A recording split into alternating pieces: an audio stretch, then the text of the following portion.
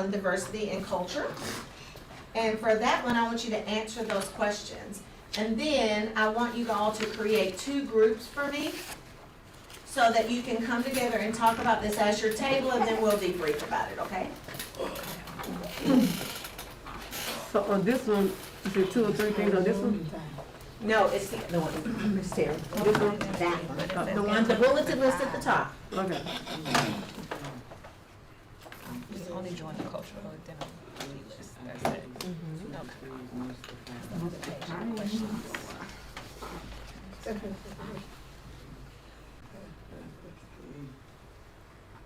Okay.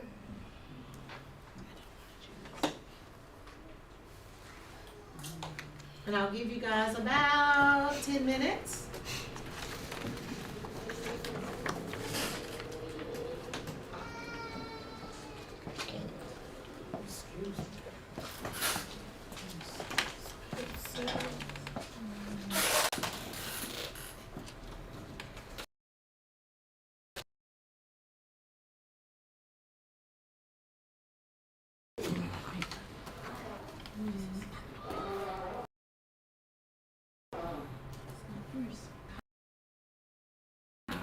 Find me. Do you have to choose? Yes. You have to choose. Advise me. You can choose more than 2 or 3 if you want to. I'm very indecisive about choosing. That's the point. I have to think about what makes you who you are. What if I say I? Nope, because that's not the truth. What do you feel like I make? But think about this is nature. You're born addicts, but your experiences shape you. So how do your experiences shape you?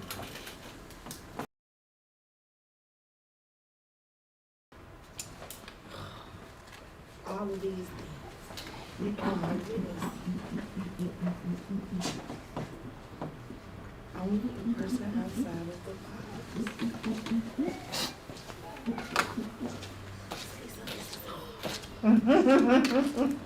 It's not supposed to be easy. Oh my goodness.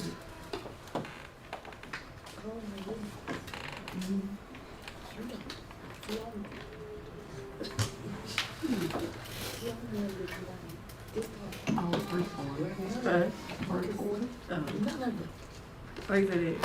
Because I feel like I'm the oldest and everything always reflects on me when it's oldest. Little boy is 5. And then when you finish identifying who you are, answer the questions, and dialogue on diversity questions. Okay. Go ahead and answer those 2, so when you guys come together as a group, we can talk about it. Okay.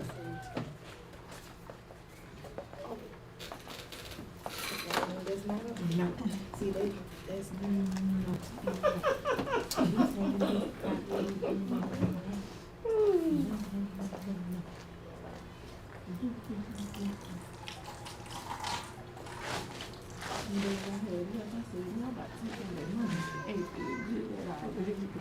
I told Ms. Try not to ask those questions, Her Ms. baby, Crystal. she gonna find out, huh? So you came in there. Mr. Lieber. I told you. I know what you're saying.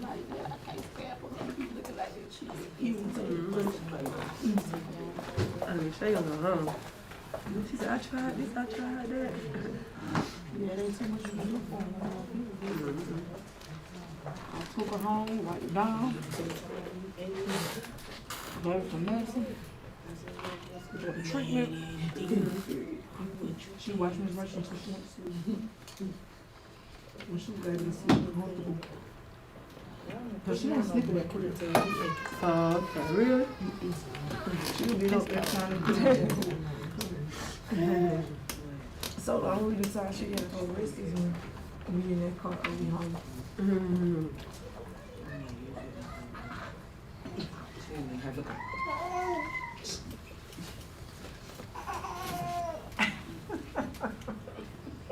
Kalani's having a good old time. Right.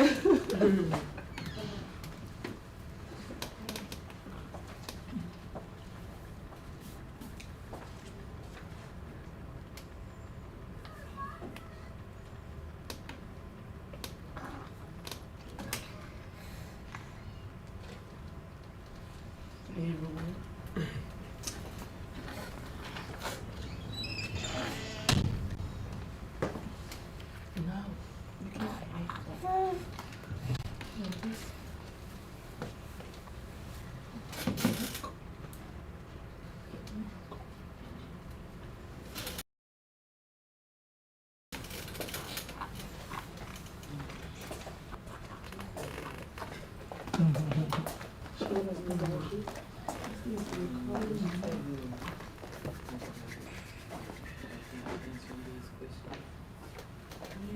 My teacher had to do 6 months speech. I'm like, girl, you should have this.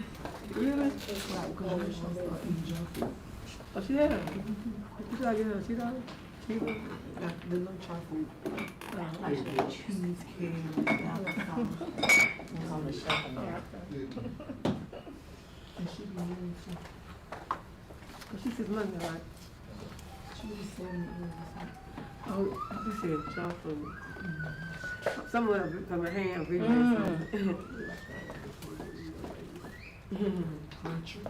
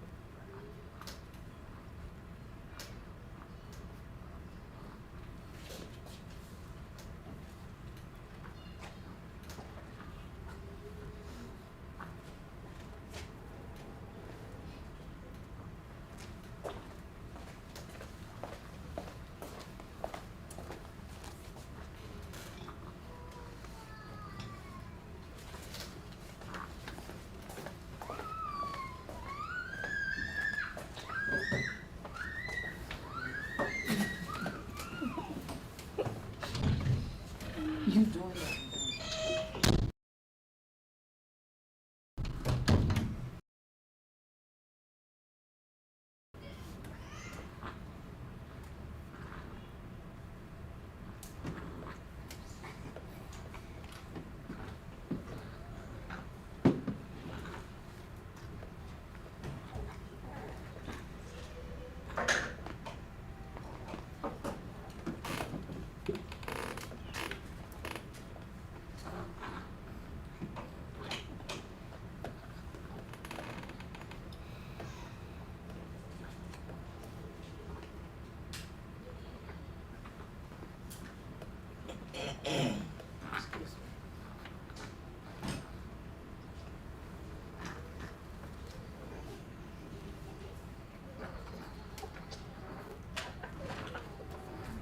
I love this place.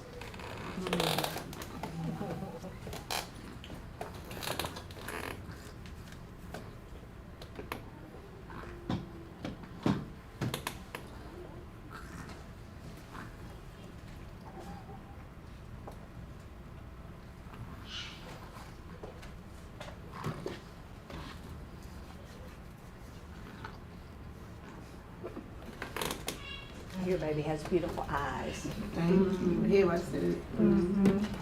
They just sparkle.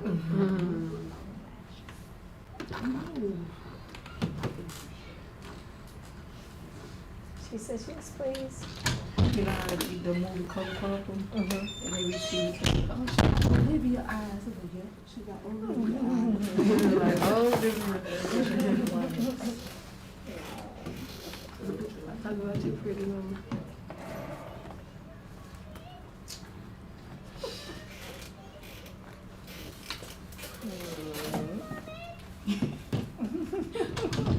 What do you mean?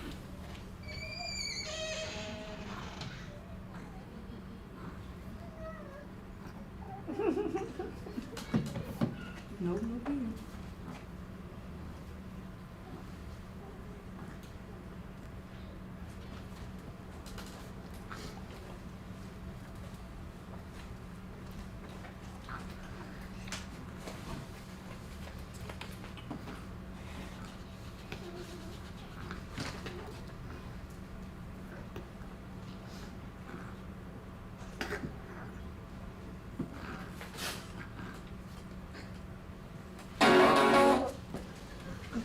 I'm trying to do that.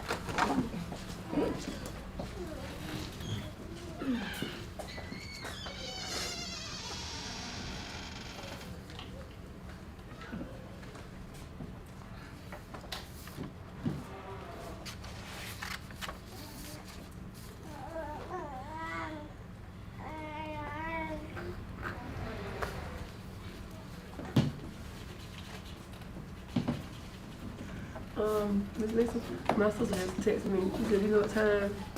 I'll be ready.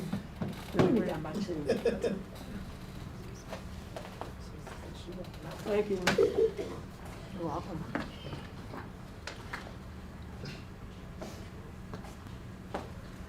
Take just a couple more minutes, ladies, to finish your questions, and then I want you to move in about maybe 2 more minutes, and then I want those of you from the back 2 tables, if you'll just bring your questionnaires and come up to the front 2 tables so you guys can talk as a group. That'd be great.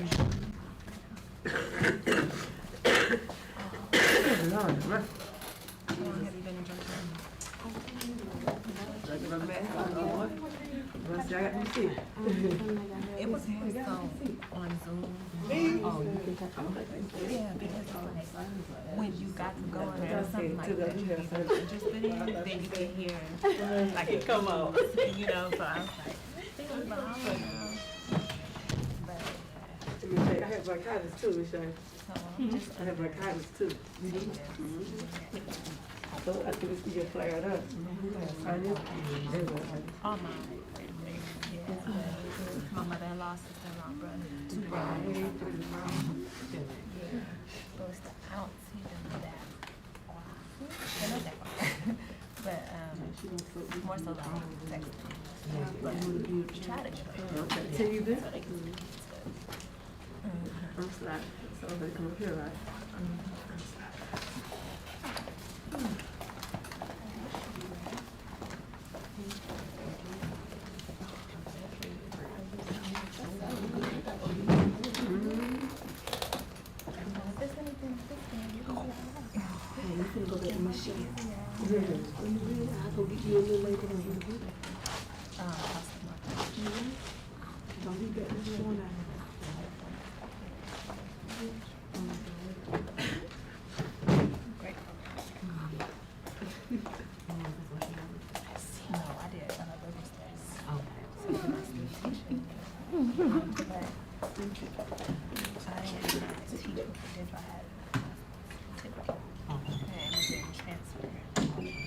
Miss Crystal, when everybody finishes their questions, the 2 tables in the back, Miss Khalif, you guys will just come up, split up 1 and 1.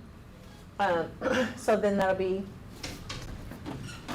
3, and then that'll be actually be 4 at 1 and 3 at 1. And then you guys are going to talk about your questionnaires together, or 4 and 4. It'll be 4 and 4. And you guys will talk about your questionnaires together, and then we'll debrief about it. So when we're done, just move up. Yeah, you can go ahead and move up. Melissa, how long you usually get to 3 o'clock? Yeah, because she just said she got my niece orientation and it's over at 1:45 that she had this way. It's about 30-minute drive. Yeah, I'll be here. It's not sitting back there, it's cold. I turned the heat on. And the heat wasn't on, it was 65 in there. That's why. Michelle was cold too. My bones was talking to me. Yeah, so I turned the heat on.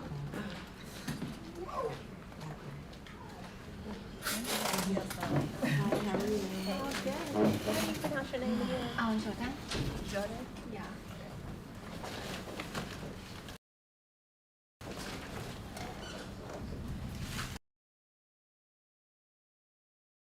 It's a little dark back there. I'm sorry, it was cold. I'm saying real cold. You're teaching in the cab.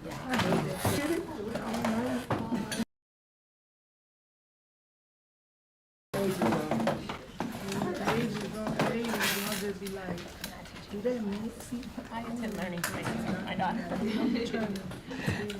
got what they got, cause they got it, and they in my family. And then, how you gonna stay? I'm gonna all at this age, how you know?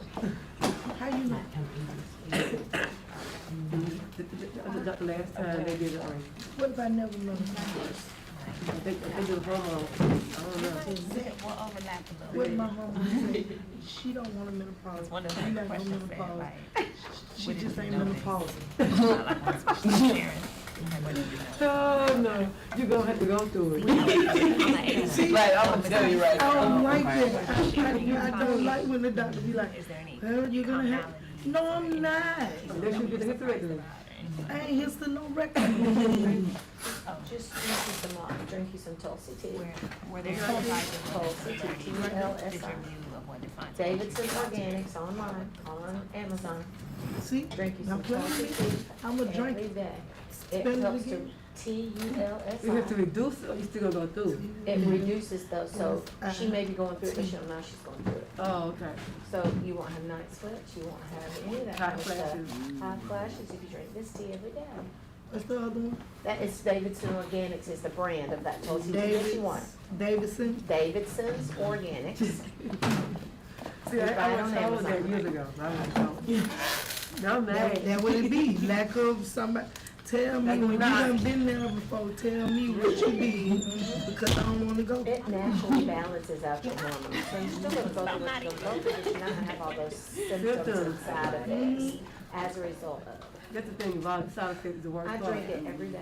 Oh, Tulsi tea just every day. you get it So from, it's gonna where be they get it one of my from? new teas. Amazon. It also helps you with sleep and stress regulation as Oh, well. I need some of See, that. I just thought I had did a parasite cleanser last month. Well, I only did it for 10 days to see. Okay. I still ain't seen what the people said they were seeing. I was like, where it said, it ain't I came believe out. you didn't have any of that. And that's what I said, maybe I didn't have what y'all, but I'm thinking, but I did Which sleep, areas do you feel Good. deprived when you are? which was one of the things my was telling me, you're gonna sleep better or whatever. And it did that, but I also just bought a, but it's for your liver. It's a drop for the cleanse that part, but I don't have liver issues, I just want the dandelion. Yeah. Dandelion works really well. It works well for all things. Yeah, cause I want to help with those, so it's like, you gotta do, pick and choose all these things. It might be working on some more stuff. I'm gonna tea myself to sleep. That's what I'm drinking now, tea. But Tulsi tea is really good for relaxation, calming, stress, regulate your hormones and things like that. I had bought that Rise coffee, and I think I don't like it. I think it made me have headaches more. And I've been done with that part of my life. I just don't like the taste. The taste of rice. I didn't, it wasn't the taste, it was just more like I kept feeling like I'm having my headache. I mean, basically, like, I identify. don't feel like it. But I'm on Makaru. I've been taking those. So for I'm me, gonna take my We're just going over the vitamins. things that we identified. Watch this, I'm gonna be the new science. All right, then. Go ahead. I know. The new science project. That lady ain't got none yet. but I, Like hot flashes? in that very, What hot flash? but No.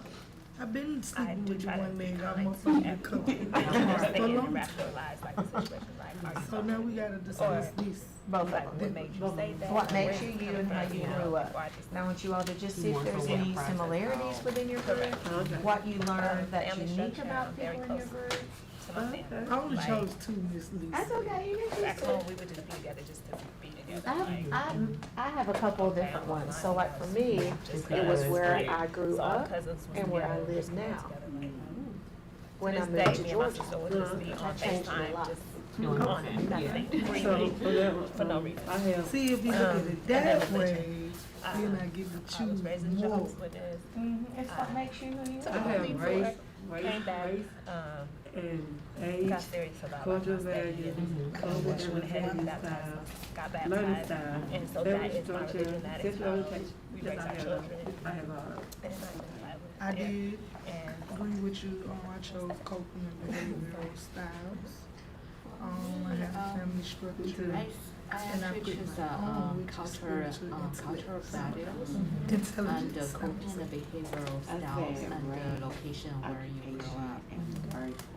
So culture is a big thing. Baby. And then I did. First of all is language and understanding. Sometimes I feel you can The location where you grew talk up. in English, you understand it, but Okay. sometimes So we had some considerable. sometimes I might as well same put that root one and too, culture. y'all. You don't have to talk that much. Right. You understand each Because of other, that. and you get along I'm very such a well. leader. And like, also I it think never culture affects died. your behavior I and never social got a relations, chance. how you deal with your coworkers. So I think that Baby, why I Can I help you? and then Like, coping you leader, and you the leader, behavioral you styles, leader, you different always cultures, leader, like leader. affect that. But I think this is something like relates to about me, like what's my philosophy, how I do it. So when you say coping and behavior the styles, last one's location is Would you more add, specific. like, I think even in a country, what kind of a reason? where you grow, where your little community are, like how you build that relationship with your So when young you have behavior, like a nurture your personality. Did you That's all. And so, how did your family cope? Like, what defined you in your behavior? Even though you didn't choose it. Yeah, I don't think I probably didn't choose it because I've always just been like, what you want me to do, I'm gonna do. I'm gonna be the good one. Like I'm gonna follow directions. So like, as far as like coping and behavior styles, I think I was just like, I don't really understand. Yeah, I chose my, and I think it went hand in hand with birth order because it was no coping. That's why I chose it. It was more like, if they did it, I'm the oldest. I got the get the whole whooping and stuff. And Are you the oldest? and I took that. Are you the oldest? Oh, my dad kid. Oh, and you didn't choose birth order. I took this and used it when I had my own kids. You're individual. You shouldn't be getting the. And I just want to Felt like any of that like held you back in any way, I got whoopings without being questioned, without nobody asking me what took place or what happened or anything. It was more like, you acted up this school. Yeah, because I was in a class with a teacher I couldn't stand. Like we had two totally different like learning styles, and it was like the first time I I never had went to the job. like I've And then my never kids, I've been my in kids, school for like 12 years. I've Right. never had that. That's a great way to And my sister, come my up. kids. Like Because I didn't it was a male. understand We could not stand each I other, never and I was just understood like the the lack whole of communication thing. was there and stuff like that. And And I, I, it was you a ain't gonna learning for understand because now I see myself what you were saying because I know how like passive I can be. So instead of me like addressing the head on, stuffing this why I'm handling you the way I'm I was handling like, I cannot work with you. Vice versa, Like, I us, can't. I was like, you did, you you're about to mean. get punished, go in your room, I don't like your language. I ain't have my own room, And so I it just ain't, happened that one say like you everything. know, and even The though, way of other course, I people wanted to be might like, have you had did it. this, you did, but I it was had- also it me was too, all of us and the in way the I cope with being things, raised by my and how grandmother. like I think passive I and think shy I that can be is when the it comes to reason like why we confrontation. didn't have a coping or behavior style, because they are coming from born in the 40s and raising And I just kids feel like that how are it born like in time the memories because it 80s, was like I'm and always thinking their like, children sometimes like at work aren't theirs. I mean, It's just like, I don't come they're up with like, like it's anything different now, but it's to different. express yourself. It's like I don't, but I felt like it was coming. which You know what I mean? goes And to then the I feel family like it all structure. attaches to like, oh, you grew up in Baltimore. We expect you to be And the this, learning we expect style. you to be, The lack of you know, family when I say structure from Baltimore, is they be why like, I oh, built you my nice. family the way I did. Because it used to like the wire and like I said, the stigma around the The town that I learning style, grew you up. do what you learn. You live I around feel like certain it things, all you don't learn ties it. into So, just, like I say, it just starts at you home to me. know, That's true. And that's the thing, Yeah. even when you grew up here all your life? everything starts at home. The learning, Are you I from could be Georgia? learning I mean, things are too. you? Because I don't know, because you So, could like, be, but also How do I still have a differentiate strong, what's right and what's wrong whatever your if background adults is are from. doing it? Exactly. So you get older to see for yourself. China. Yeah, but that's not right. I I'm would doing this. worry like I'm doing right that. here, That's so why I I lived in got Georgia since I got in the US, so it has With been objects, I it's see been it that that way. way. because Do you go back home often? I know what it's Not about. very often. Oh, right. Yeah. That's crazy. I used to teach English online to Chinese students.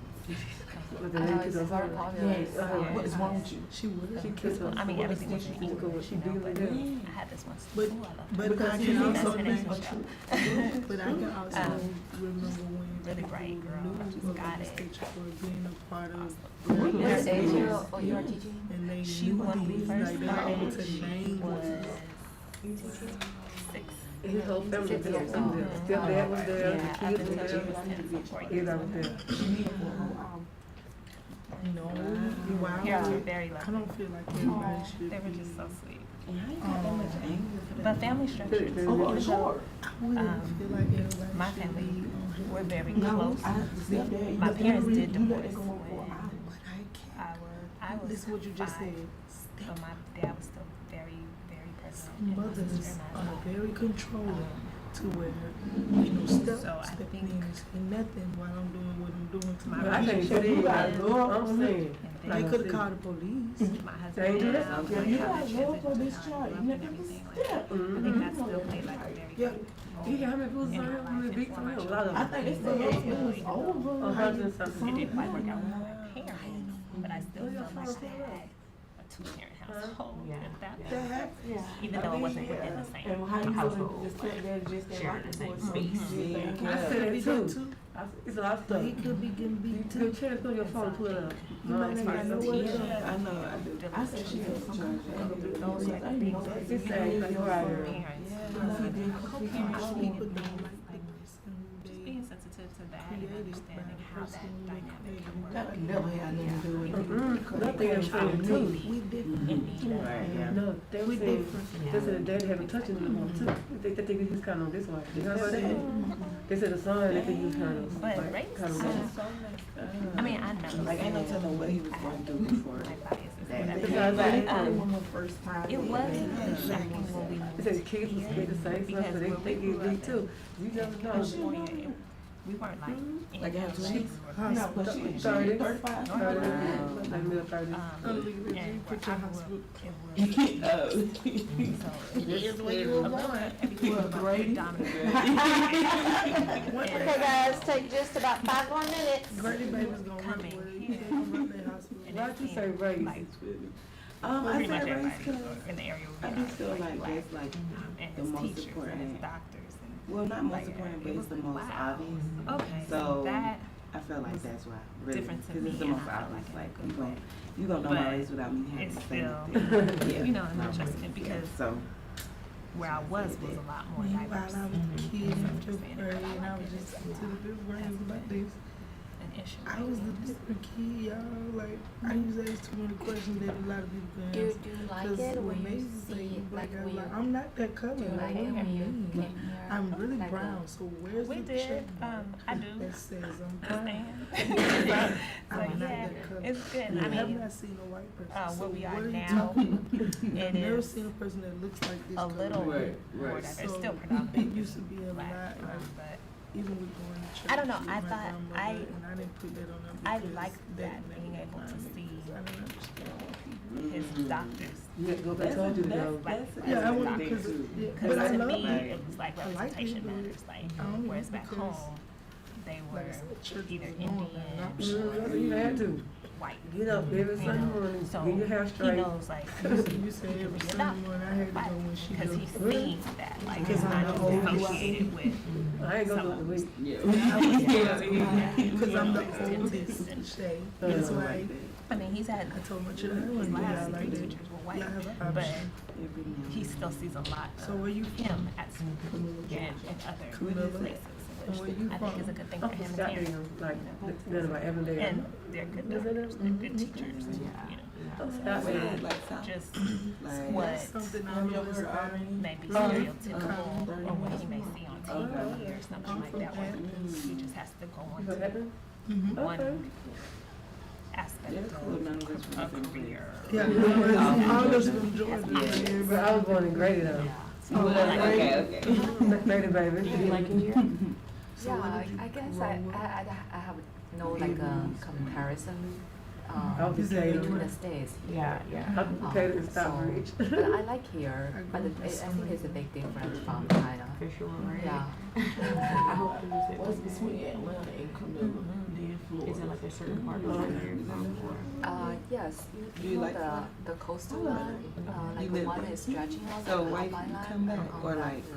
Well, I was Is young. it like Oh, small? okay, But okay. as my daughter said, I want to go to East Side School. I went think, down and it it's- rained for a whole I'm just thinking on the taste. I don't know, I just feel, it's not done big on it, but I'm thinking overall, people Yes. try to judge me, I because on that actually- sex. I You know what I'm mean, saying? like, I'm or just money, I don't care think about going what, to nothing a was. different Yeah. And see that? I like here. Yeah, we was just I'm not over the there person with us. like What? Oh, yeah. Okay, good. Like, You like the way I like diversity. Yeah. Absolutely. See me, I just want to I'd live be everywhere. so I think I would be like an expat or girl, nomad. boy, Like I would just, if I didn't have kids, I would just move. Y'all would be like, where are you at? And I'd be like, in Iceland. I'm very much a creature of like transgender, you ain't Like, you ain't regimented, like, It's like, to me, that's the My like, husband, he was just to even when he I was don't understand. young, they moved to Lodge when he was young. I don't understand. And I'm like, nope, you're not doing that. you got a gay friend? I went to That's just like saying, okay, so I don't want no pinky toe, I One want my preschool. pinky toe to be my big toe, and I want my big toe to be my pinky toe. elementary. Nah. Because third grade, I got switched to like Nah, what I'm just saying, that on the way. I junior high school. transform my toe. Same house. Okay, ladies, one more minute. I think we understand. On the very. Oh, wow. Right in the yellow sea. It's So I about feel the like my pinky pinky toe, toe. dog, a toenail, Show and me. it need to grow a toenail like the But other your, toe. but your toes don't have feelings. Yeah. Yes, they do. No, they don't. They're cold right now. Yeah. What's the How's that not so? And then you got, I go get to the nail place, and my toes get polished, and then the those toes looking like, I don't have a toenail like that. I don't know. Why is my Oh, toe no, that's like not, this? you mean Can you help Dynasty is me? old Asian? Yeah. Put me on the other That's side, maybe. Yeah, it's in the Middle East. So it's, but they put themselves, because another person, so they can feel better. Is that, are you? Is that what it is? Yeah, pretty close. We are like probably 2-hour flight. All right, 30 seconds to Yeah. wrap up. Right? Oh my goodness. Yeah, see this orange right here, that's North Korea. And I feel like, how you said, They really do be Yeah. like, Yeah. I've never I've been watching too many YouTube videos about it. I'm not thinking about it. I just never realized that. It's a nuclear. I guess because you don't nowadays you don't look at the map too much, so it's No, I like, wanted to see, I'm like, where's All right. So what did you all, tell me some insights you gained from talking with your colleagues at the table. What are some insights that you gained doing that? I found out all is from Georgia. Okay, The different parts. but different parts. What else? Is there anything unique to any specific member at your table? Well, like I was telling the young ladies here, I know I was not whooped growing up. Oh, that was the So- young, she never had a I whoop. never had whipping before. So they was talking about they got whooped because they did all this, everything fell on them. So that was kind of different for me because I never got whooped. Okay. oh yeah, and then we, all of us that were the oldest chose birth order as like a defining thing. Mm-hmm. But she's not the oldest, but she didn't choose birth order, and I kind of think that says a lot about being the oldest because I don't know. I think it's certain traits that you have being the oldest that'll make you feel like this is why I am that way. And then I would kind of think maybe if I wasn't the oldest, I would still think it's the oldest. So I was like, that was cool that she did it. When I did this for myself, I didn't choose birth order. I'm the middle child. Yeah, so it's just like, that's They had interesting. That me- was real interesting. And because of speaking and discussing certain things, that's why I ended up choosing birth order, because that did kind of like give definition to who I am. Right. Okay, anything else that you all thought about as what made you? We talked about how me and her seemed like we didn't get to the question, but it seems like number 6, we didn't have a choice whether or not we went to church. It was you are going to church. Yeah, we never had a choice, that's good. And it was like, that's the norm. And, you know, I can say now with my kids, I didn't make that a norm. I made it where they did have that option because I didn't want them to either be burnt out or feel like, why are you forcing me to do this? And why, you know, I gave them their own grace to choose. And like, we didn't get to discuss 8, and we're Islamic, and a lot of people, like my cousins, oh, did you get them kids to be Muslim, this, that, that? And I said, no, I never did that. I never told them that they had to take their shahada or anything like that. They both chose and did it on their own, and I was really happy because they chose it at the same time, and they both chose to take it, and it was like a really happy day for us at that time. So a lot of the things like becoming Baptist, I never had even looked it up and knew what it was. I just You just going to grew up church in the Baptist church. this year you're getting baptized. Exactly. And it was just that was it. So I like the fact that I had an experience through life with certain things to where when I had my own kids, it's more like let them get their own experience, not force an experience on them. Learning style. Awesome. Anything else before we go to our next group? Somebody Okay. didn't get to speak on why they chose their occupation. Ah, do The tell. only one that chose it. Talk about it, but I kind of just thought that, well, in my head I was thinking, when I was looking at all of them, I'm like, my occupation, like working with kids, says a lot about the person I am to me. Like I feel like, of course there are people who work with kids who don't need to be around kids, who don't like kids, but I hold working with kids like high. So I don't know. So it means a lot that like my occupation shows like my personality kinda. Like it's like intertwined in that. Like I have the personality to do the job that I do. So it's important to me. But yeah, I was the only one who chose that. Like I love it. I love the way you presented it. Right. It was a struggle for me choosing some of the things because I was just feeling like I'm not in a box. I'm not in a box. Right, I'm not in a box. So it's like I define myself, and even though some of these things have helped to define me, it's just so I chose one that nobody has. I don't know if you all have it over there, but spiritual intelligence was something that I chose because I started to do all the things that when I was young, asking all the questions, started finding those things out on my own without having to ask others who may not know the answer or give me an answer that I just don't understand or give me an answer that, hey, let me look this up, let me do some more investigation. Figure this out. Because I'm very investigational. I have that in me, I don't know why. Yeah, you see, there's Hey, I something think telling me that's why I have that. I think that's great. Okay, group 2, tell me about your discussion. She's nodding. A little mix of everything. Okay. But oddly enough, quite a few overlap. Okay. So I think the 3 of us chose coping and behavior styles, Okay. and then the 2 of them went with location. Okay. So those are the 2 that went.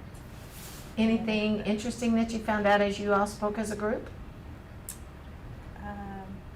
Family structure is pretty important to us. And we notice how like everything like ties together, like everything. So like, you know, like when I started teaching, I had a little boy, mom who took him out of the class because I was black. She didn't want him to have a black teacher. So, that I feel like that's been like a barrier for me. I took a hit to my self-esteem because it felt like no matter how good of a teacher I was, she already had her mind made up that that's what she didn't want.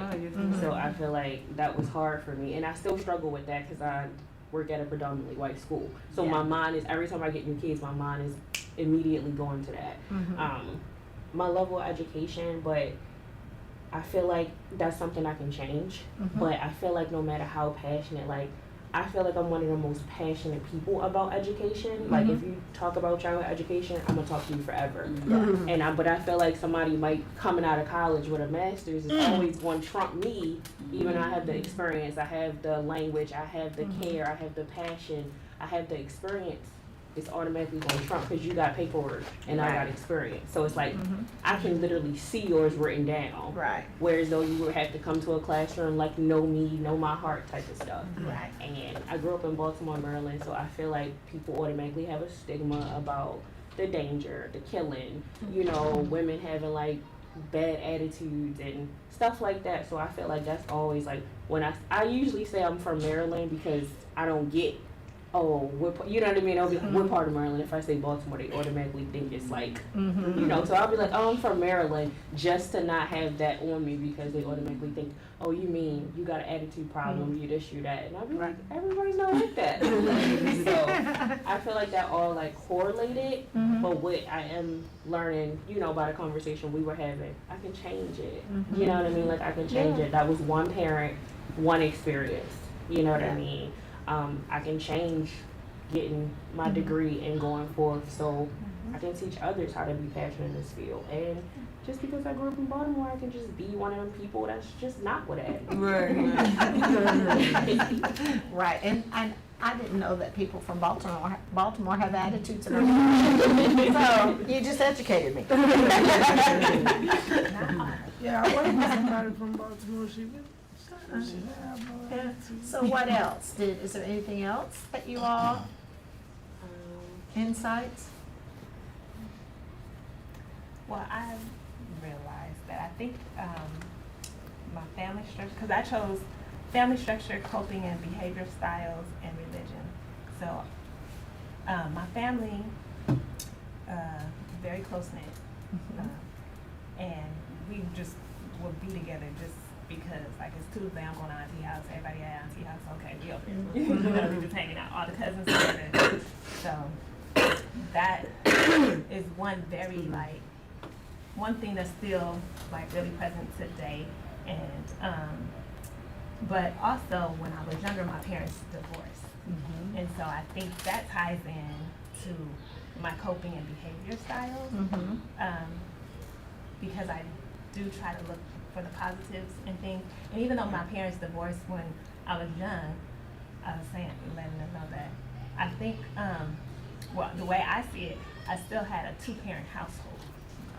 But, because my dad was still very much present in our lives, we just didn't live in the same house anymore. Like, I could call him whenever I wanted to, I can go over there whenever I wanted to, like, he was always around, you know. So that was my perspective growing up. And then religion, I was raised as a Jehovah's Witness. As I got older and could make my own choices, like you were saying, you know, I did my thing. Right. And then I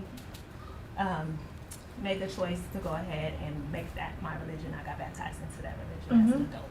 Yeah. And I think also too, like I was just telling Sade, that I think that plays into my coping and behavior style too. So that, you know, if I'm sharing with you about my religion or talking to you about the Bible or something like that, I need to understand what you are interested in or whatever, so you can understand where I'm coming from too, so we can be on a common ground. And so instead of just flying off the handle, it's like, well, I have questions so that I can understand what's happening and be able to process it. And so I think it all comes comes together. You have someone calling mommy. Yeah. And I think that's a great thing, and I really like how deep you all thought about this. So think about, when you are thinking about everything that made you who you are, how does this help you work with families? I was telling her, I said with the family structure, I said, so when you have parents who are co-parenting, you can understand what those parents are going through. You can well, me not so much what the parents are going through, but you know, what they may need from me as a teacher, and then what that child may need, and I can relate to that part of it. That's what I was telling her.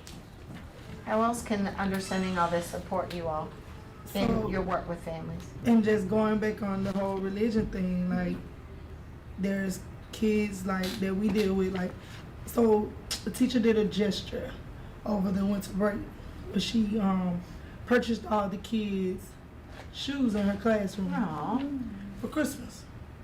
But there's a Muslim in the classroom who's never received a gift.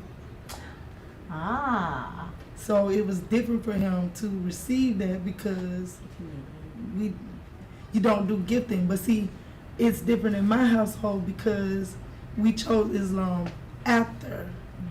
So my kids have experienced getting gifts and receiving gifts. So it's like when it comes to families and their different households, how they handle, because religion is one big thing for certain people. So you have to honor the different things that they have going on, because the same young man, he can't do the music class. So when it comes to them going to that as an enrichment, we have to find something else for him to do. So it's like accommodation when it comes to their different origins or cultural identities.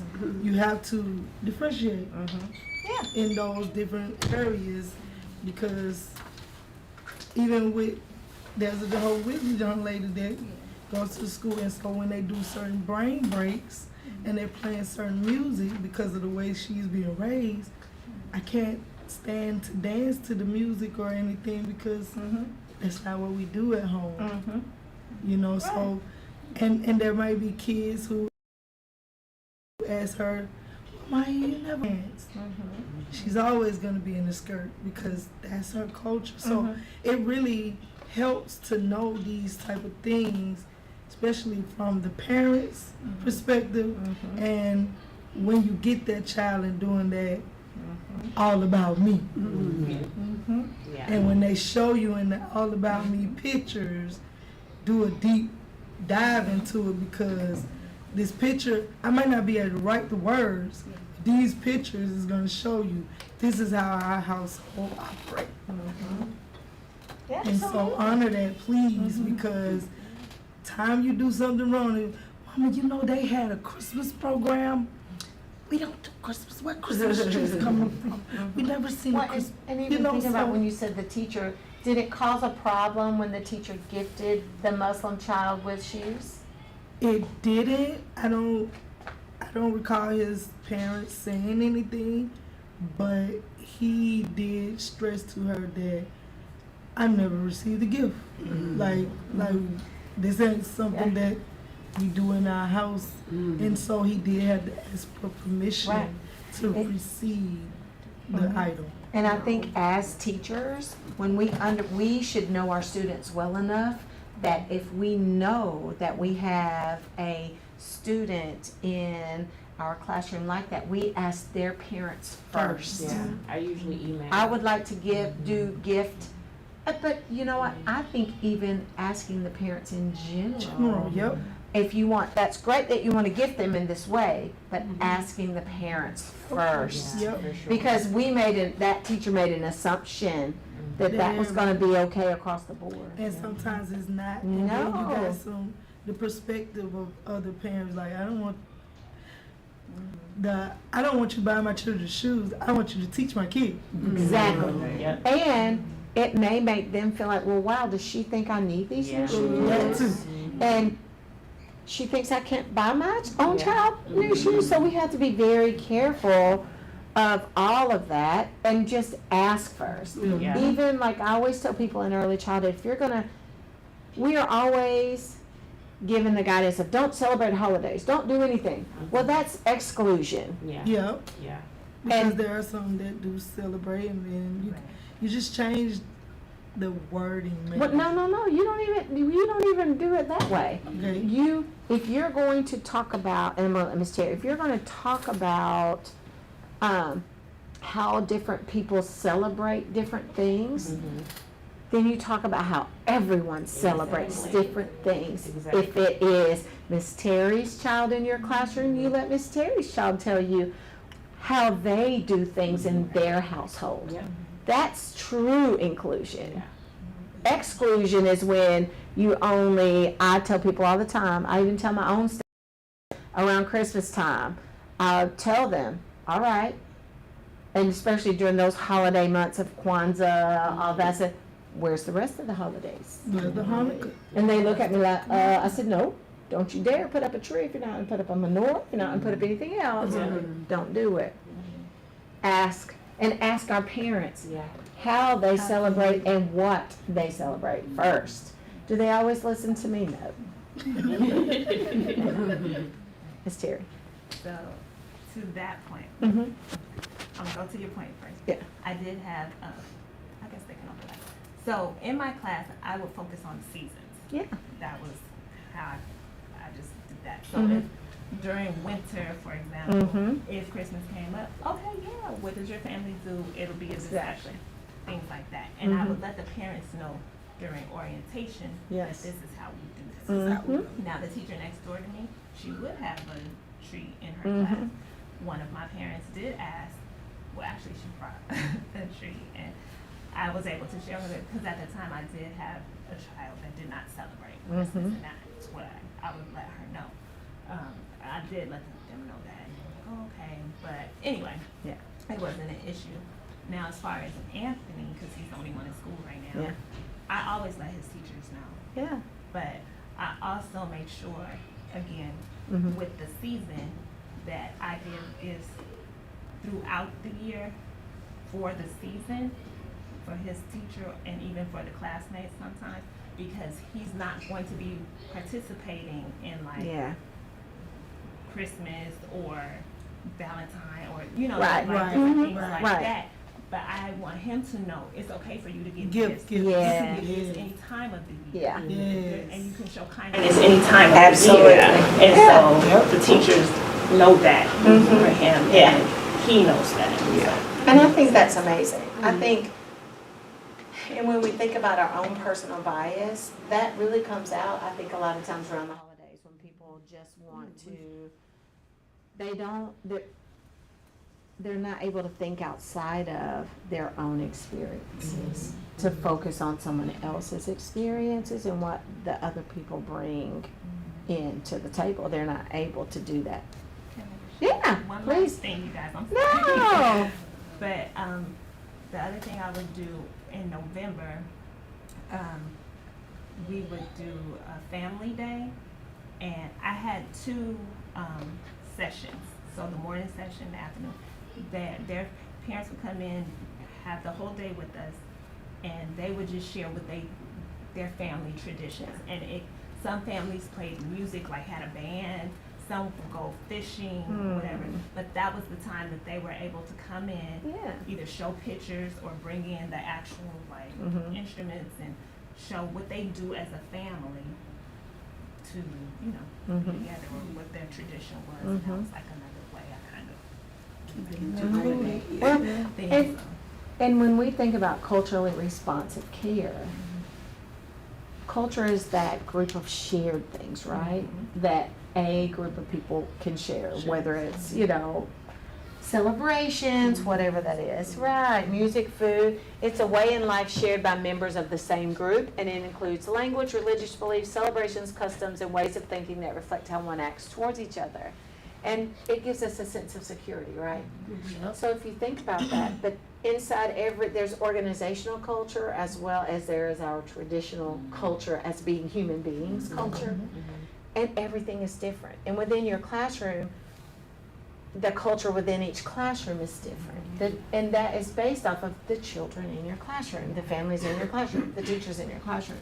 So that's all going to be different. And so when they talk about, I don't like, even though that's what they require us to do, like have displays in the classroom of, like that's on that wall right there. Those aren't the children that are here. Right. But they require us to have that display. Yep. And those aren't the children that are here. So I struggle with that. I would rather Is it see, and now real-life we do have pictures? some of the children here, but if you're really celebrating the culture in your classrooms, Is you're your gonna have picture those children, those teachers, and yeah, I have some books like that somewhere. But on your display, have the children in your classroom and their families, the children in the classroom and their grandparents, the children in the classroom and their pets, the children in the classroom doing their work, playing together. Have the children in the classroom bring a favorite picture of something. That's celebrating the culture within your classroom.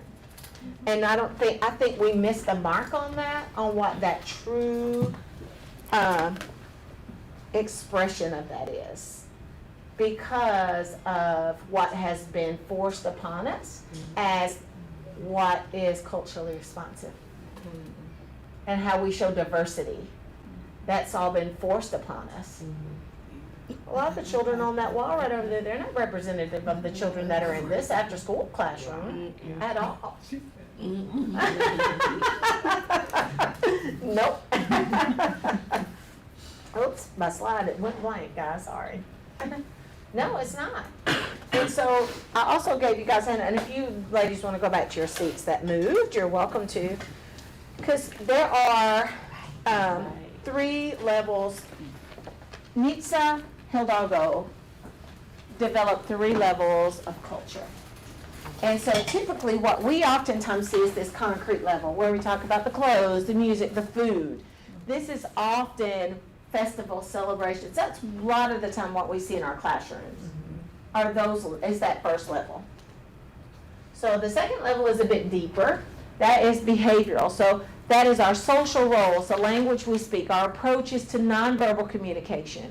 So this reflects our values. So it's like language, gender roles, family structure, political affiliation, and other items that situation us organizationally in society. In my mom, we grew up, you don't talk about religion, you don't talk about politics with other people. We were just growing up, that's what they say you don't do. Because people, if there's disagreements, and most of the time there can be disagreements.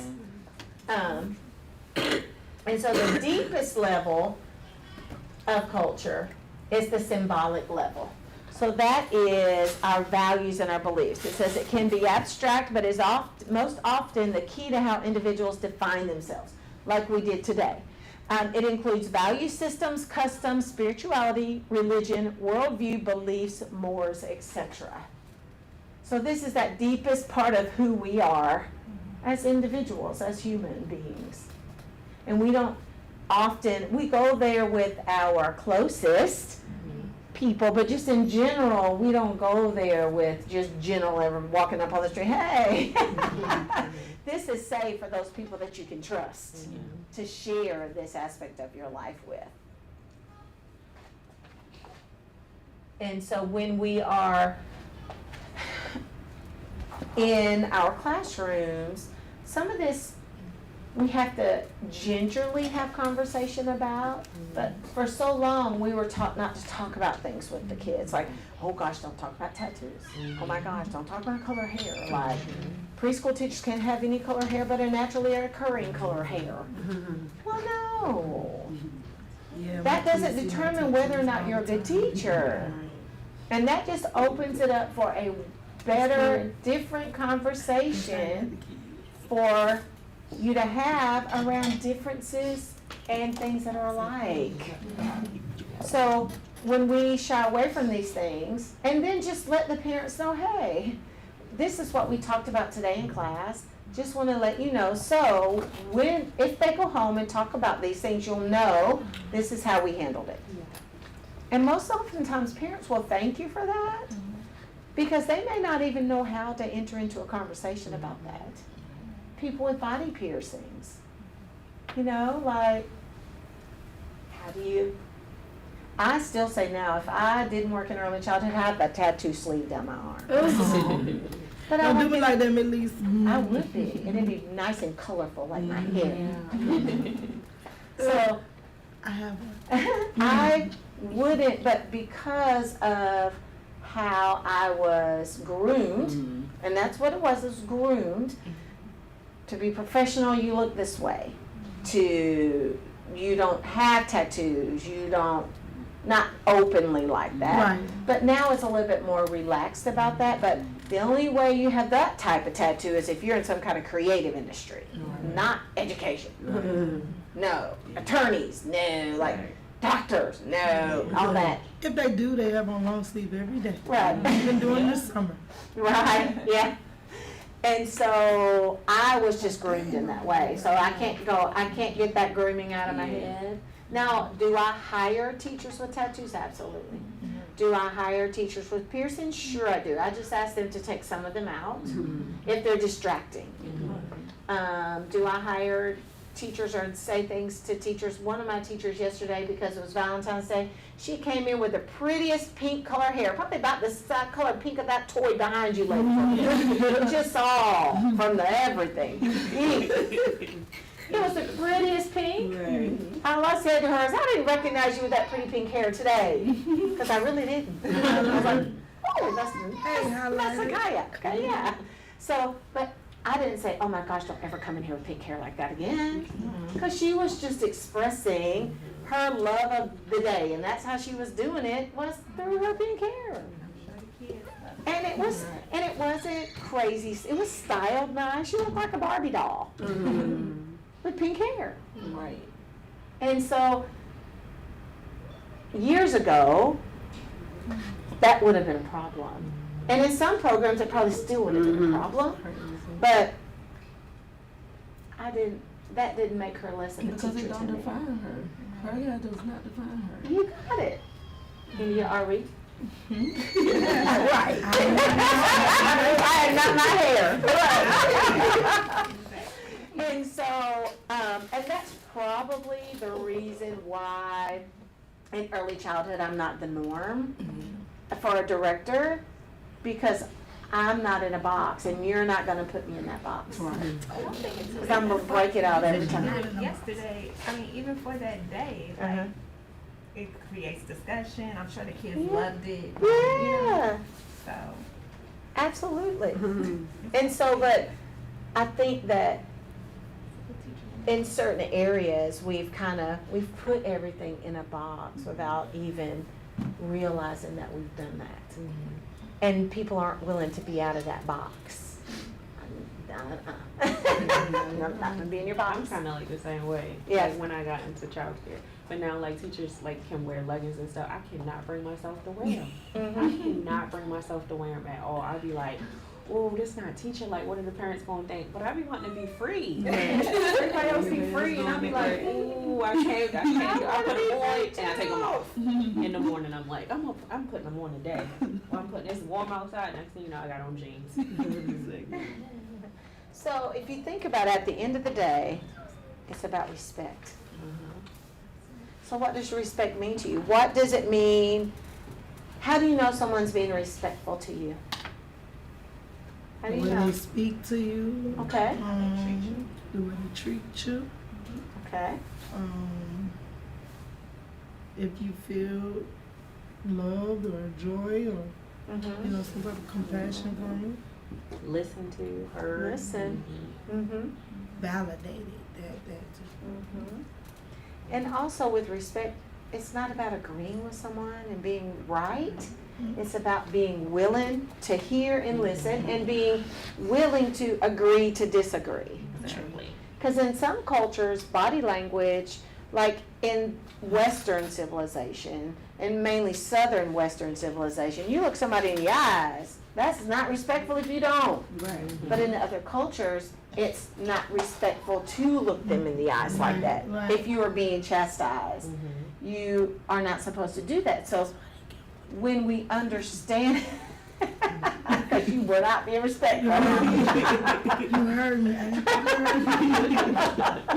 So, but it's important when we think about the children that we care for is we need to understand that. We don't always need to assume, oh, they're just disrespectful. Because in the southern United States, you are groomed and raised to say, yes, ma'am, no, ma'am, yes, sir, no, sir. And I grew up saying you're Mr. Williams or Mrs. Williams was the respectful thing. But where my stepbrothers, when I would go to my dad's house, I would have to say Miss Connie to my stepmother as being respectful.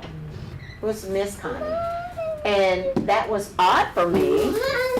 And and some of our children were not, that are in our care, they may not come from a home where saying yes ma'am and no ma'am is expected, just saying a complete yes or no, thank you, yes. And I have dads in the child care center that are younger than me. And there's one particular I call Mr. Brown. He will forever be Mr. Brown, and he is younger than I am. And he knows. He calls me Miss Lisa, but I'll be like, hey, Mr. Brown. He'll be like, hey, Miss Lisa. But he's Mr. Brown. And I have Mr. McMillan, because that's how I was raised to show respect to people. And sometimes I'll just call him mom or dad, but most oftentimes it's Mr. So-and-so, Miss So-and-so. And some of our parents, like if they're school teachers, I may say Miss Tori, because she works in the public. She'll be like, hey, Miss Lisa, hey, Miss Tori. So we'll try to. Brandon. He's over here in the back. Hold on one second. She's right here. Okay. What's up, my baby? Hey, Daddy.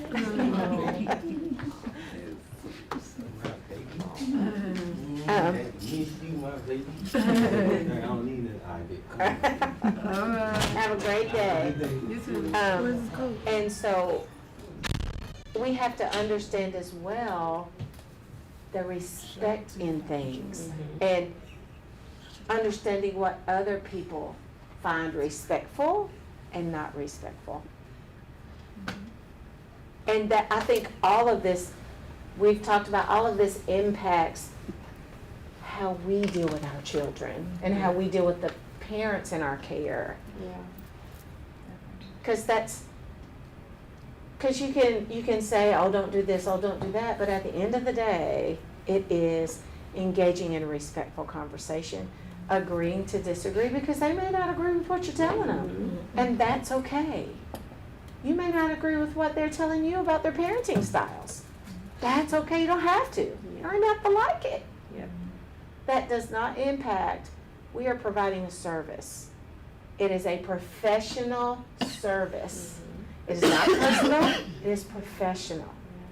And so when we are providing a professional service, our feelings don't get involved in those things. We're not invited to birthday parties outside of where we are. We don't. I don't know. He needs his coat. Come get your jacket, buddy. Go get your jacket, baby. Daddy gonna wait for you. That's my coat. No, that's a sweater. You know your mama brought you in a jacket. You know our mama's bringing us in a jacket. He said this with a He's like, I'm just ready to get out of here. You ready to go back? And so, I say about 10 minutes, baby. understanding what that respect looks I like love you. and engaging people accordingly. I think that is the best way that we could engage with our parents. And that bias that we all have, leaving it. That doesn't, because it's not personal. And when all of that comes in, that makes it personal. It's not. It's not personal when your doctor tells you you've got cancer, is it? Right. No. He may not even tell you in a way that you like to hear it. We keep talking about with them people. Right. So, but So we have to think about it in that same manner. Yeah. If we want to elevate our profession, we have to take the babysitter out of it, the neighborhood babysitter out of it, the nanny out of it. It is, I am your child's teacher. This is an early learning establishment. I am your child's teacher. I don't go to birthday parties. I don't hang out with the parents or my staff. I don't. Yeah. Because that brings the personal. You bring it personal to a professional setting. Exactly. And I'm not there to be their friends. I do it. I don't either, but I'm we have a bond with like a couple. But you know what though, even if I have a bond with them, Some it people stops try at the to door. use that. Because we have children that we've had since infancy that are 8, 9, 10. There's no bond. Well, it's not even with the parents so much because I love your child and I want to stay connected with your child. You can stay connected without being personal. You can stay connected without babysitting them on the weekends, letting them spend the night at your house, go out to dinner with them, go to birthday parties, go hang out with the parents on the weekends, like. Well, You Miss, can- used to keep my baby all the time. Now you can't keep my baby. Because I am a professional and I am here to educate your child, teach your child, give your child the tools to be successful right in back to life, you. and don't braid their hair at work. Oh, we've got teachers that'll be braiding everybody's hair at work. Leave that alone. Leave it alone. So, but that's hard for people to separate. But if we are in a professional, and we consider ourselves professionals, that's what we're gonna do. Because you need to not have that bias, right? How are you gonna keep that bias out of your work? Keep the personal feelings out of it. Right. That's exactly how you're gonna keep that bias out of your work. Say Mr. and Mr. And that's the one thing that I get a lot is that I discipline everyone the same. I don't do one thing for one person, one thing for another person, or let somebody else slide with the very same thing. You're all going to have the same discipline, even my leadership team. Even my leadership team, it's the same way. And they'll be like, even the parents are like, I'm not going to let you speak disrespectfully to the teachers, and it doesn't matter. You can have been here all this time and you bruise your baby and I've got to call defense. I'm going to tell you, I've got to call defense. I don't care that you've been here for 10 years. Don't leave marks on your baby. So that's what keeps us in that neutral place. And I know that it's human nature to gravitate. You get to know people, but can't somebody else coming to the door. So, yeah. London? Yeah, for London. Who? London. London? How y'all doing? Hi there. They must be upstairs. The quiet. Yeah, that's upstairs. Upstairs. How are Line up there singing.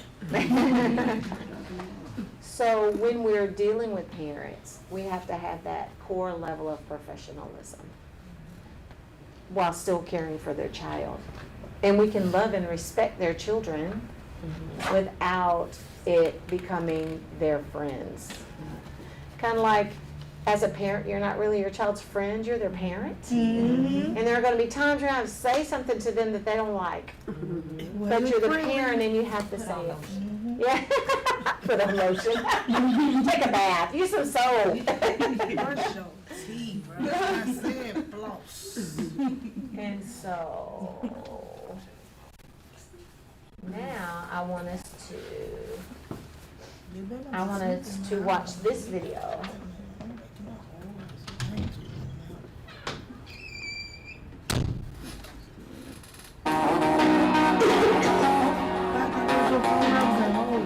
Hello there, colleague. How are you? Dr. Nefertiti Pointer here with the Denver Center for Resilient Children.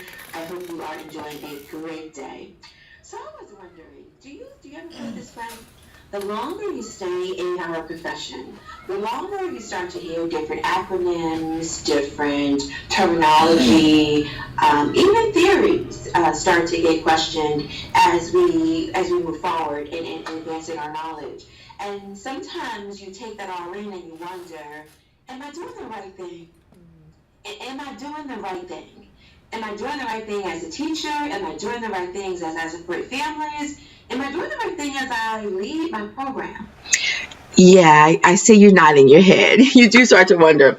So today I wanted to put forth a word that we hear all the time, but I really wanted to pause and make sure we have some common understanding about what the expectation is when someone says culturally responsive teaching practices. Let's talk about it. First thing I want to do is put forth a definition. Let's just get really clear. Let's look at this definition of culturally responsive. Culturally responsive practices help educators create student-centered learning environments that affirm racial, linguistic, and cultural identities. These practices prepare students for rigor and independent learning. This practice helps develop students' abilities to connect across lines of difference, elevate historically marginalized voices, and empower students as agents of social change. I love that definition. And when I read it, it makes me say, yes, indeed, I'm doing a lot of things correct, because I do get in every day with a desire to do everything that was just spelled out in that definition. I would caution each of us to think a little bit more, however, about everyday teaching practices that sometimes we're not trying to do any harm. But if you don't respect identity, we can actually do more harm than we can good, and so let's lift some of the definition, some of the words that are in this definition, because I got excited just reading them with you. I like that word, educators create student-centered learning. When you learn about my culture, when you learn about what's important to me, whether you're rocking a baby who likes to be held a certain way or spoken to in a certain tone or language because that's my culture, or as I grow older, you learn about my environment, you learn about my family, and you make sure those things are organically showing up in my instruction, do you know what happens? I feel safe. I feel trusted. I feel I can trust you. I take healthy risks. And do you know what happens when all of that happens? There is the learning. There is the learning. And that's why it's so important to create classrooms where culture is respected. And there's a further way to think about culturally responsive. And the terminology says culturally responsive and sustaining, which means once you get it started, can you sustain it? How will you sustain it? Culture isn't the color of your skin. It's what's important to the family. It's what celebrations are a part of their lives, what makes them happy and sad. Those things are all a part of culture. Interpretation is all a part of culture. And it's an important component in early care and education instruction, as it is in every other grade. And so again, we're requiring ourselves to talk about culturally responsive teaching practices. We're going to keep learning, but that's where we're going to get started today. Keep listening as we learn more. As always, thank you. We are going to do this together. We're going to take this language, we're going to take it from books and research, we're going to make sure it's showing up in classrooms. Again, thank you for listening. It's Dr. Nefertiti Pointer here with the Devereaux Center for Resilient Children. Thinking about what she said, how does that align with what we've been talking about today?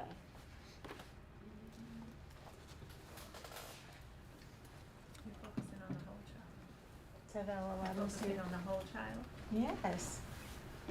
Focus on the whole child and not just the materials that you're going to teach that child, but then identify that helps you when you understand that child individually and you build that relationship with that connection. I think connection is different than relationship. Building that connection with that child at that organic level then you're gonna know what little Johnny needs versus little Susie, little Timmy, little Joey, and you're gonna be able to meet them For all. better success when teaching them. Yes. Having them to learn and know some things about them. Right. It's like they did their application and their resume. You know their resume. Absolutely, you know their resume. Yeah. Miss Lisa, it was called, excuse me, it was called Cultural Responsive and Sustaining what?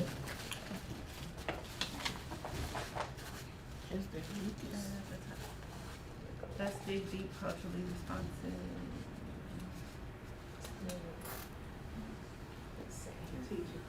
Yeah, teaching Teaching practice. practice. That's all. Teaching practice, okay. Thank you. See what that. There we go. Sustaining practices, cultural responsive and sustaining practices. And that's more than just showing up with a lesson plan, isn't it? That takes you back to those strategies of how they're gonna learn. Not just what they're gonna learn, how they're gonna learn it, how they're gonna learn it best. So meeting the individual needs of each child. Sounds daunting, doesn't it? But it's really not. Just go, nah, it's really not. We do it When they come in their organically. backpacks or whatever shirt they wear the most or Yes. something like that. You can just be an observer. Absolutely. And we do that organically. We do that organically.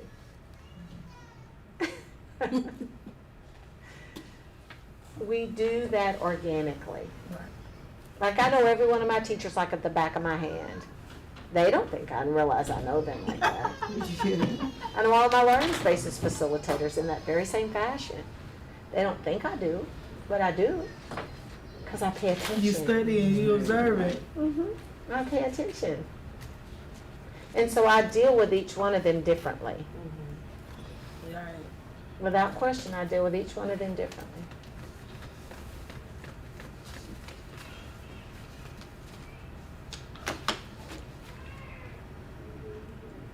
What are your thoughts right now about this lingo of culturally responsive care and learning and being a culturally responsive teacher?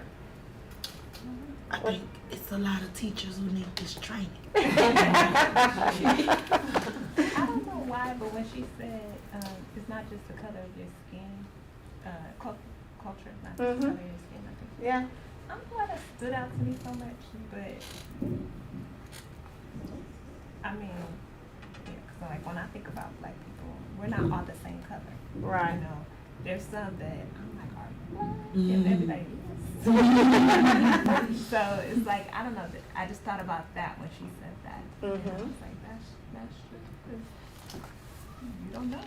You can be from all over and still identify as black. Right. Or African, Yeah. whatever they are.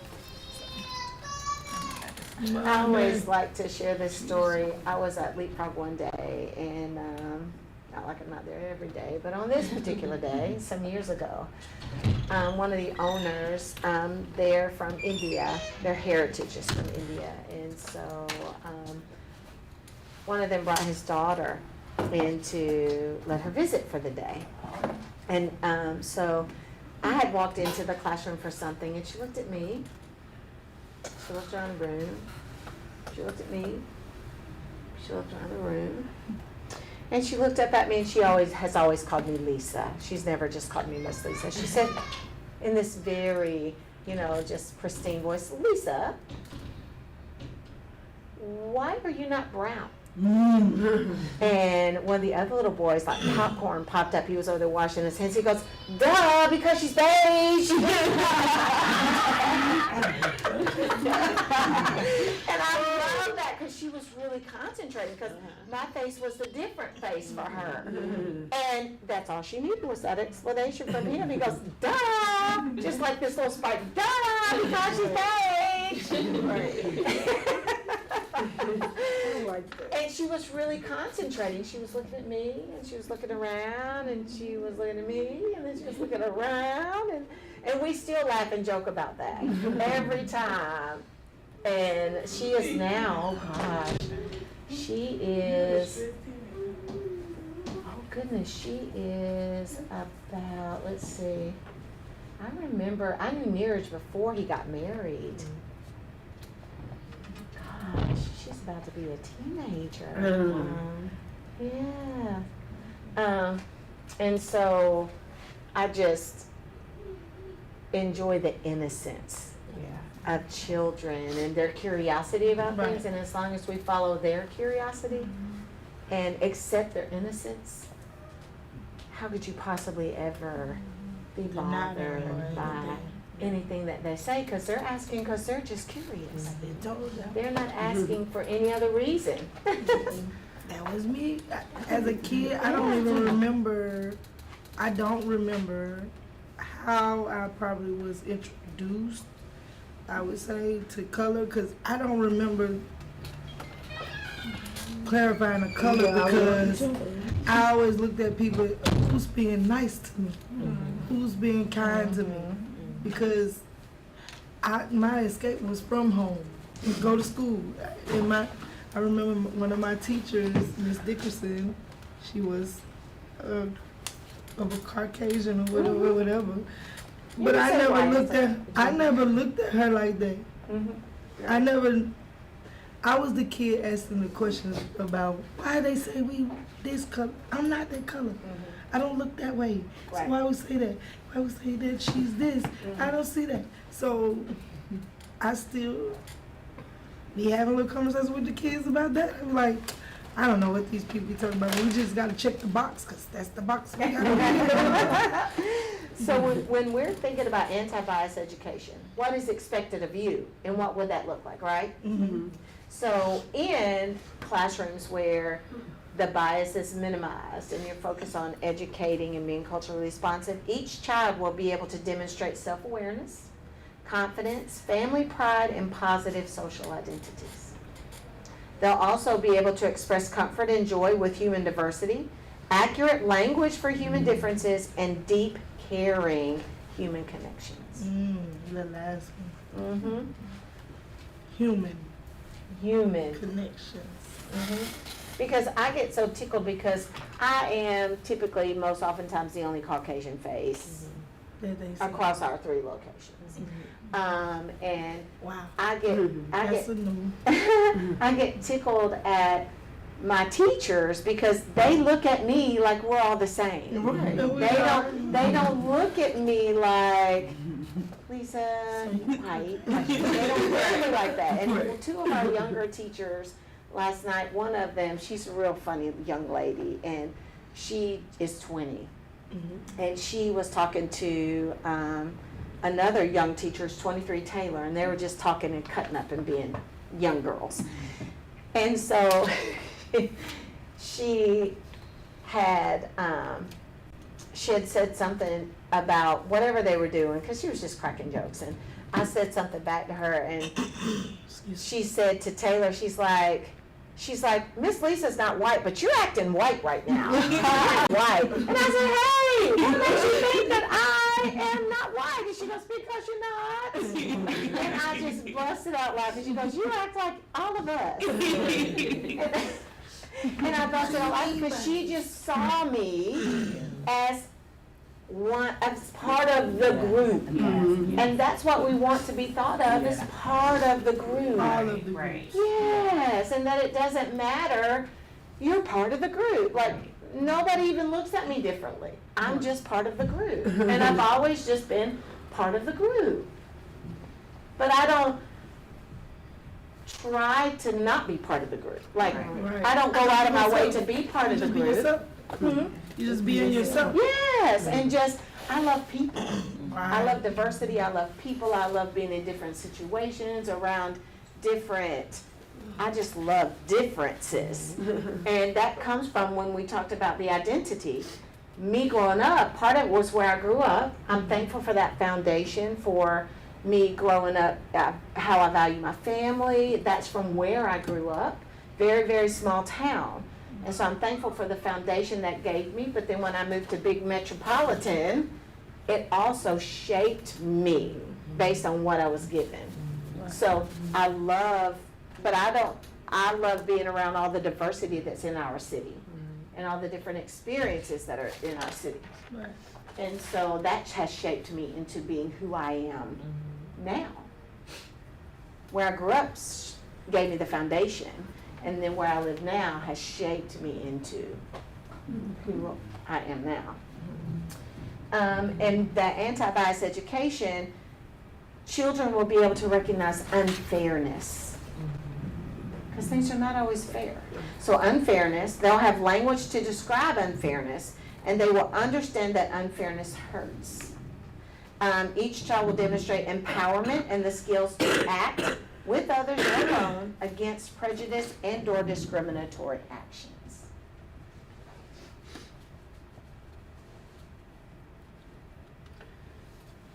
And so I think that it's important, and we can do all of this just in how we mediate things between two children, arguments and stuff.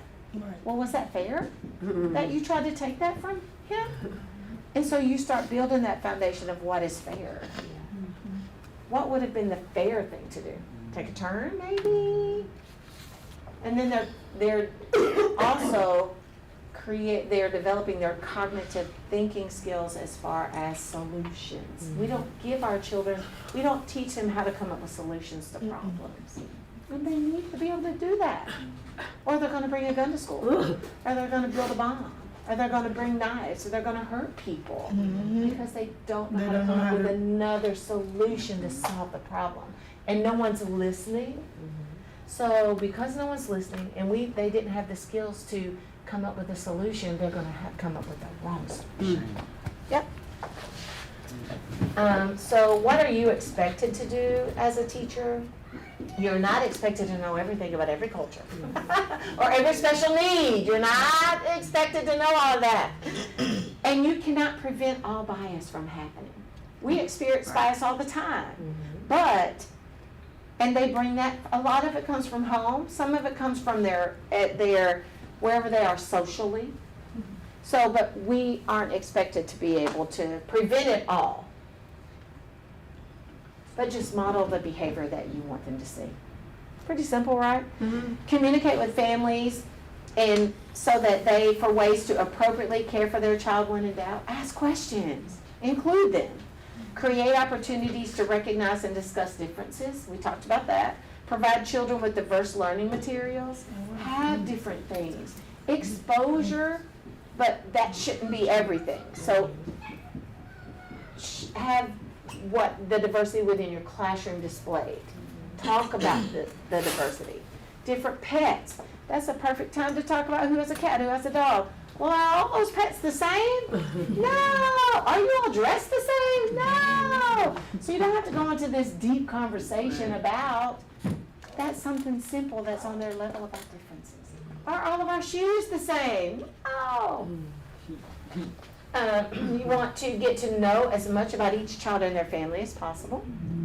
You want to acquire information and training about children with special needs. So learn how to identify those delays. But there's no special training that's going to teach you that outside of understanding what's developmentally appropriate. So when you understand what's developmentally appropriate, then and where they're supposed to be developmentally on those learning domains, those milestones, that's all that is. It's nothing special. Nothing special.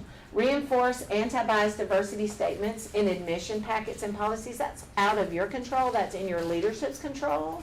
But we are required to have those things in our enrollment policies. Do they always honor them? No. And it says, do not stereotype. All children and their families are different. So don't base one experience on every single experience, because that's not how it works. Not how it works at all. Do you have any questions about bias or anything like that?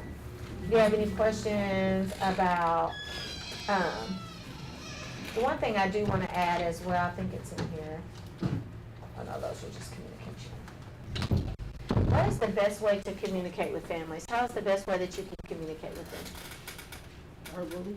Verbally? Sure, you can. What else? Email? Some parents, some programs use the electronic apps that are the child engagement, parent engagement apps. And then in public schools, they have Classroom Dojo and stuff like that. So any way that you can build a communication stream with your families and be consistent with that. At BFOG, we don't use a lot of technology because I would much rather the teachers focus on the children and not their technology. I don't care about how many pictures they're supposed to upload. I don't care how many pieces of artwork they're supposed to upload. Those parents can pick that up when they get there at the end of the day. They don't need to have that ahead of time. Because I have found that in our culture as an organization, teachers would be telling me, "Oh, Ms. Lisa, I'm just uploading this." That'd be on Facebook. I'm just sending a text to this parent. It'd be to their boyfriend, their husband, whoever, sister, cousin. So we limit all of that to we have a daily sheet that goes home with the parents, the infant parents. We have a diaper changing log to show how often we've changed their baby and what was going on. We post menus and we have conversation.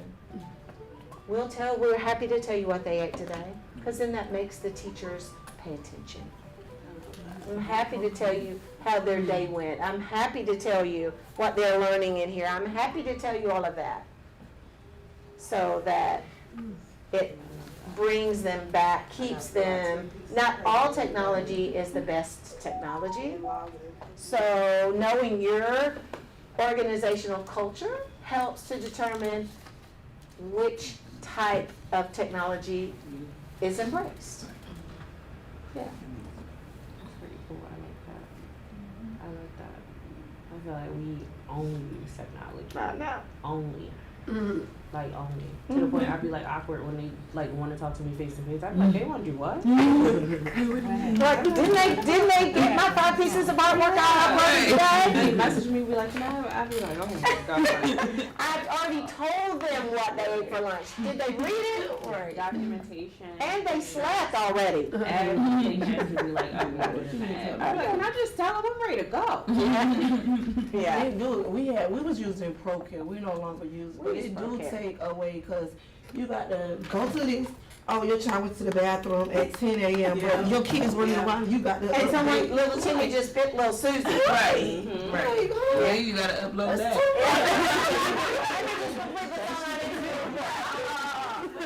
While I was completing, writing your note just now, little Susie bit little Johnny. Yeah, and I think everything has to be with balance. But, and so in our industry, we either go all one way or we go all the other way. Just do it down the middle. Have it be reasonable and Be realistic. like, what you was doing when little Susie got bit? Talking to you. I was uploading this picture of her during painting time. Talking to you, telling me, oh, her father coming to get her today. Grandma's coming. Just bring grandma. She got an ID. Just bring. I know. We just do the old fashioned. Yeah, we just do the old fashioned. Let us know when they get here, because we're gonna have somebody at the front that's gonna be IDing them anyway. So we're the ones that are gonna need to be the first screening anyway. So, and if you want to talk to the teacher, call the school. We'll gladly walk the telephone right on in there too. And we do. Here, if you want to talk to the teacher, here, come on. Yeah. Any questions about anything today? How comfortable do you feel about cultural responsiveness and engaging the parents in building connection? Feel good. Yeah, I definitely feel comfortable starting the conversation. You know what I mean? Like you said, it's not like you're gonna know everything, but I feel more comfortable starting the conversation of like, you know, traditions and observations and how are they at home and, you know, that type of thing. Yes. And I have always found when and my teachers even tell me this, if I'm talking to them about something about a staff child, and I go into the full explanation of it all. And so they'll be like, you know, Ms. Lisa, it wasn't explained to me that way, but now that you said it to me that way, thank you so much. I'm okay. Because I'll give them from the beginning all the way to the end, and we're not going to skip a single step. And even letting them know sometimes not everything has to be something they have to be in trouble about when they get home. saying, hey mom, just wanna let you know this happened at school today. This is what we did about it. So when you get home, if he brings it up, I wanted you to know how we handled it today. Doesn't have to be that, oh, they gotta fight little Johnny today. Well, they little Johnny and little Timmy, they got upset with each other over the basketball game. And they got angry and they started to fight. So we intervened, we talked to them both about their feelings about everything, whatever you do, and then and we didn't have another instance at all today. So if he brings it up when he gets home, which he'll probably tell you how his day went, this is how we handled it. And then I'll call, thank you, Ms. Lisa, well, I'll just have a conversation with him when they get home. Great, no problem, but I just wanted you to know this is what happened and this is what we did about it. So then they're like, oh, okay. And whenever I would have a problem with a family where I had to have those tough discussions, they'd be like, Miss Lisa, thank you. What can we do? Because you never have any problems like this. And it will be that we've had situations, but we've handled it and this is what we did about it. Not, because they're not going to always remember at the end of the day, right? Yeah. When they get home. That's off their mind already. That happened at 9 o'clock in the morning, they bit little Susie.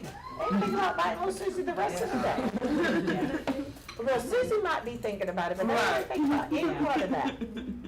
Kind of go in depth about that too. Even like our infants, when they start like fighting, I'll like try to be like, well, maybe it's a communication issue. Maybe they might need a little more attention or something like that, because they be like panicking, and I'll be like, as they get their words, definitely age appropriate, but we got to get them together because we keep writing my friends. As we need some words, because I have victim sign language. I have victim. They gotta go. I'll be like, you gotta go. No, I'm just So what other questions do you all have about the content that we covered today? Any questions? All right, so we are going to end our streaming portion of our class. Thank you. And then let's talk about finishing up and the next steps for your CDA.